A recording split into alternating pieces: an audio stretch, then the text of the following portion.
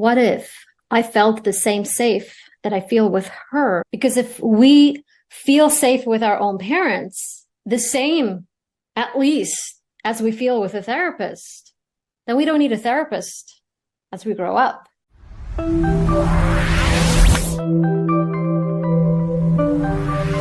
It's my immense pleasure to introduce to you a remarkable woman who is dedicated to making a difference in the lives of countless others.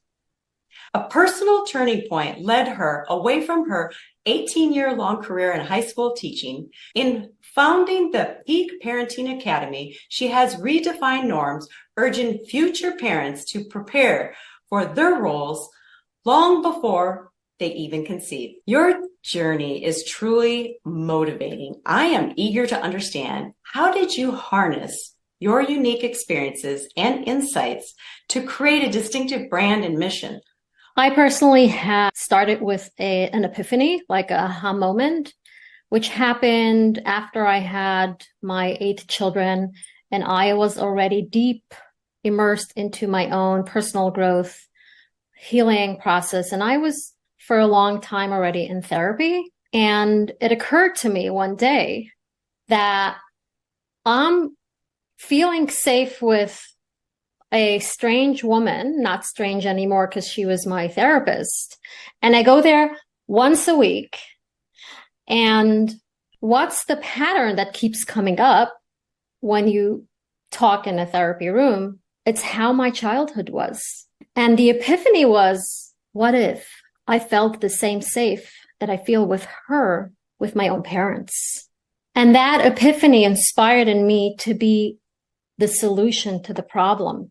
Because if we feel safe with our own parents, the same, at least, as we feel with a therapist, then we don't need a therapist as we grow up.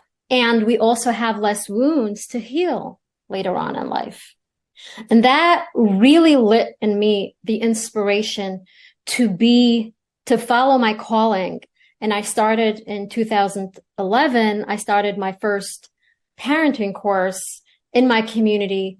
And that was my inspiration that led me to be very clear with what I'm here to do. It evolved into a little bit niching more into helping couples before they even start a family, and understanding that a child has specific needs from the moment they're born. And when parents aren't prepared, especially emotionally, and they still have the baggage from their childhoods, then they will pass that to the next generation, who are very impressionable, especially the first 7 years. Now, from 7 years and on, there's a different developmental stage. But those first 7 years are critical. So if I have parents coming to my course later on, which is okay, we can always improve and correct and really resolve issues. But how about we go preventative? And because I'm a strong believer in preventative, I really niche down my niche to couples who want to start a family. I love that. Thank you. How important is authenticity in creating a unique business or personal brand? How have you ensured your authenticity shines through? I believe a business brand needs to be like a custom-made dress. You can't buy a business in H&M. You actually need to create it based on your wisdom, your life experiences. It has to be you and fit you. And I think when we go with that and we come out and we create our business, that really is an expression, a larger expression of who we are, people will sense the authenticity, and people are hungry for authenticity.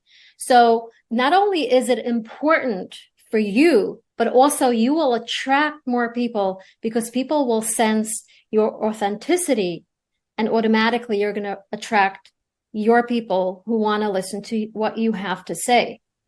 And I have to be honest that I have to keep coming back to my own authenticity, because the red shiny objects can really distract us and make us believe that we're supposed to do this, we're supposed to do that. But when I come back into remembering my vision, my calling, remembering the people who I am here to help and the babies who will be born, the generations, that fuels me. Awesome. I can hear it. I can hear it in your voice. Yeah. Yes. Well, many people fear being different because it can be uncomfortable to stand out. How do you embrace this discomfort and use it to fuel your success?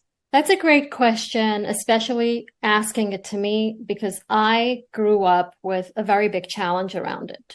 Now, in my culture, I did share I have 8 children, but I grew up being one out of 14. They had large families. I struggled with trying to fit in because I was different than all my siblings. And I remember hearing repeatedly from especially my mother, who had to manage 14 children, and she was challenged by one child who was different. And I would hear the words, none of my children. If I would want to buy something, she would go, none of my children want to buy these things. Or if I would ask a question, none of my children think like you. And it developed in me a sense of feeling like there's something wrong with me. And I tried so hard to fit in and to be like all the children, which then carried into my adulthood, of course, until I healed it. And one of the healing opportunities for me was, I don't know if any of you who listen here know about human design, but I was introduced to human design and I started to take a certification on reading charts. That was so transformational for me when the first thing she said was, she read my chart and she said, you have no tribal energy in your chart. Because I realized, what did I do my entire life? I tried to fit into the tribe, but I'm not tribal. After I was able to heal that, I am way more authentic.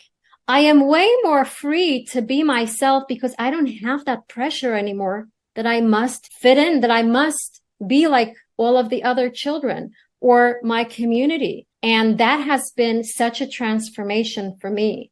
Can you share a specific example where your uniqueness led to a breakthrough in your business?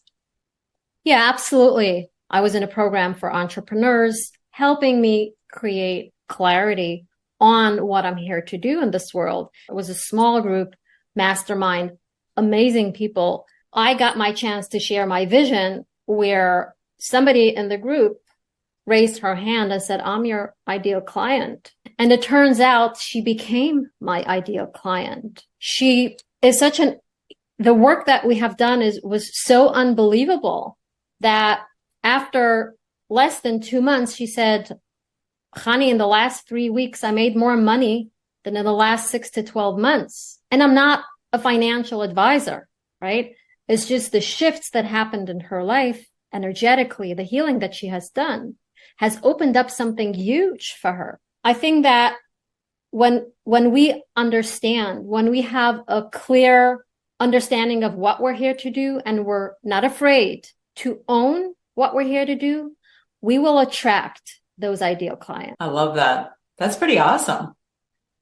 Yeah. There's often a gap between knowing we need to be unique and actually knowing how to do that. How do you bridge that gap? Well, for me, it's 3 things. The first thing is the inner work. Like I shared what I needed to do in healing my own inner child who felt competitive, who felt like I have to fit in. And if I wouldn't do that inner work, I would probably still play a game. I don't know what game, but I would play a game. So the inner work is crucial. The second thing is what I just described earlier, making a mistake, where you go off in the wrong exit.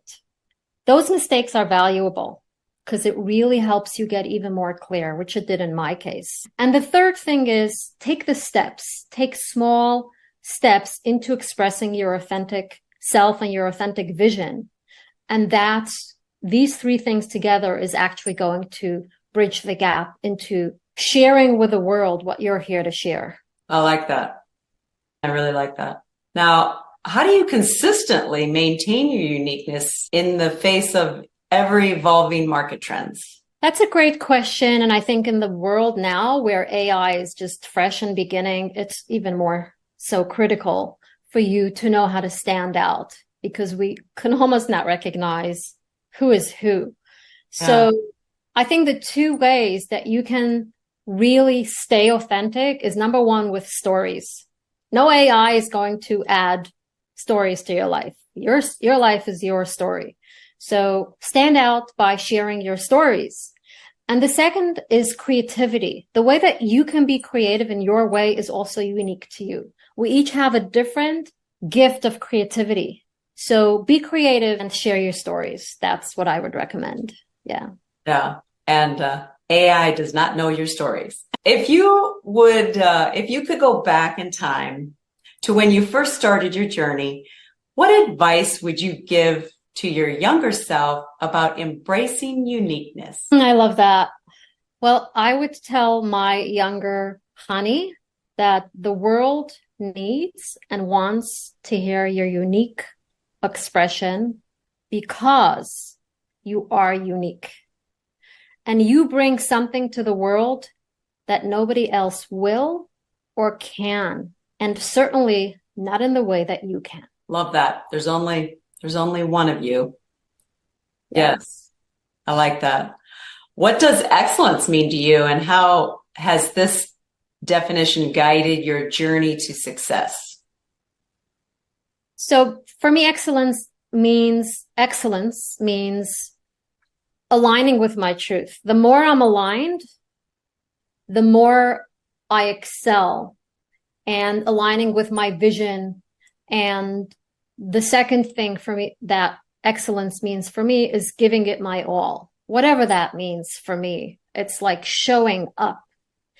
And I also developed a habit of saying to myself when I do something, to know when to tell myself it's good enough. It's not worth my time to polish this even more. And that's a huge breakthrough for me, to know when to stop and know that it's good enough. Yeah. Yeah, I think sometimes all of us we're trying to be perfect and trying to always be perfect. I don't think I don't think you have to be perfect. You just have to be yourself. Correct. Your best self. Yeah, your best self. I like that. That's awesome.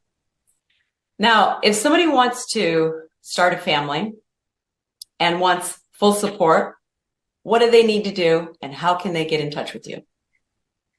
So the first thing I would suggest is go to my Instagram, honey_Twersky, and DM me. So I will look out for your